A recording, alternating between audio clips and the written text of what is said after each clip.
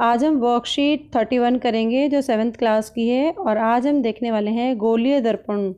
गोलीय दर्पण क्या होते हैं, कहाँ पर इनका इस्तेमाल किया जाता है। इन पिक्चर्स को देख के आपको आइडिया होगा कि आपने देखे भी होंगे कि डॉक्टर हैं जब टीथ का इंस्पेक्शन करते हैं तो कैसे वो दर्पण का इस्तेमाल करते हैं। ऐसे ही साइड मिरर होते हैं व्हीकल्स के, उनमें कौन सा दर्पण होता है। तो आपने स्टेनलेस स्टील भी देखी होगी, आप घरों में खाना खाते हैं स्टील की चम्मच से, तो उसमें आप अब कभी कभी अपना फेस भी देखेंगे तो आपको इस तरह का फेस एक में सीधा दिखाई देगा। अगर बाहरी पृष्ठ पे देखेंगे, अंदर वाले हिस्से में देखेंगे आपको उल्टा दिखाई देगा। तो कैसे पता चले कि वो गोलीय दर्पण कौन से हैं।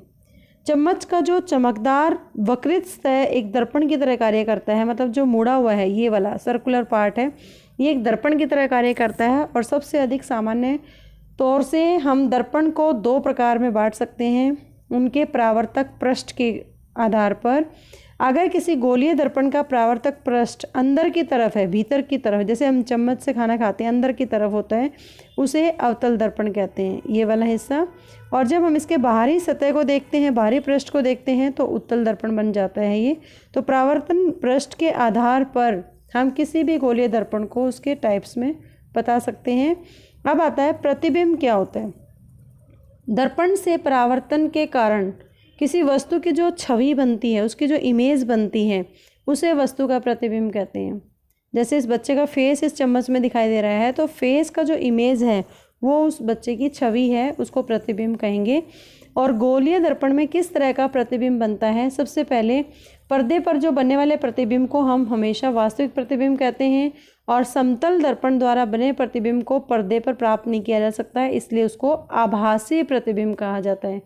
आभासी मतलब जब तक आप उस मिरर के सामने होंगे, आपकी फ़ोटो दिख रही है, वो इमेज दिख रही है, लेकिन जैसे आप हट जाएंगे तो आपको वो नहीं दिखाई देगा, वो आभासी है। इसका मतलब अवतल दर्पण द्वारा बना प्रतिबिंब आकार में वस्तु से हमेशा छोटा या बड़ा हो सकता है। प्रतिबिंब वास्तविक और आभासी हो सकता है, दोनों केस है अवतल दर्पण के अंदर।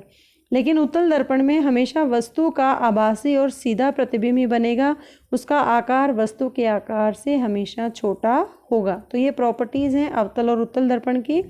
अब आता है इनका उपयोग कहाँ पर किया जाता है। अवतल दर्पण का उपयोग दंत चिकित्सक, मतलब डॉक्टर जो होते हैं, डेंटिस्ट होते हैं, वो दांतों का बड़ा प्रतिबिंब देखने के लिए करते हैं।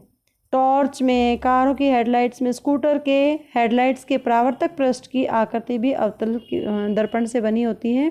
और उत्तल दर्पण आपने देखा होगा, जो साइड मिरर होता है गाड़ियों का, जिसको बोलते हैं पार्श्व दर्पण, जो साइड मिरर कहा जाता है, वो पीछे जो पश्च दर्पण के रूप में होता है, ताकि हम पीछे से आने वाले वाहनों को अच्छे से देख पाएँ, छोटे आकार में देख पाएँ। अगर कोई ट्रक आ रहा है जैसे गाड़ी के पीछे, तो वो इतनी बड़ी इमेज को छोटा करके दिखाता है, और वो इतने दूर नहीं होते जितने दूर हमें दिखाई देते हैं, तो हमें उस मिरर से अंदाज़ा हो जाता है हमें किस तरफ मुड़ना है। तो वो हेल्प करता है चीज़ों को सीधा और छोटा करके दिखाने में। अब इस वर्कशीट के आधार पर ये क्वेश्चंस आप अपनी नोटबुक में करेंगे। Now the time for the English medium students, and the today's worksheet is worksheet 31 for the class 7th, and today we are going to study about spherical mirrors. You have seen so many images in the newly bought stainless steel plate or spoon, and you can see these two images also where the spherical mirrors were used.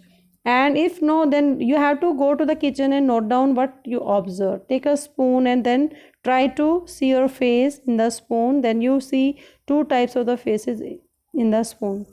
Now, what is the mirror? The curved shining surface of the spoon acts like a mirror, just like this. This is curved surface.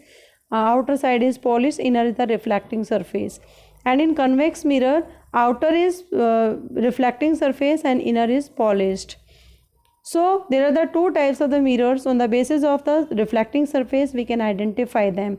If the reflecting surface, inner surface of the spoon means the curved surface, is called the concave mirror. And if it is convex, then outer surface of the spoon is the reflecting surface, so it is called convex mirror. Then you can see these are the reflecting polished part.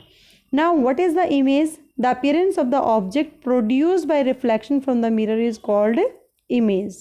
Now what kind of the image formation is taking place in the spherical mirrors? Then image formed on the screen is called real image, but the image formed in the plane mirror cannot be obtained on the screen, so it is called virtual image.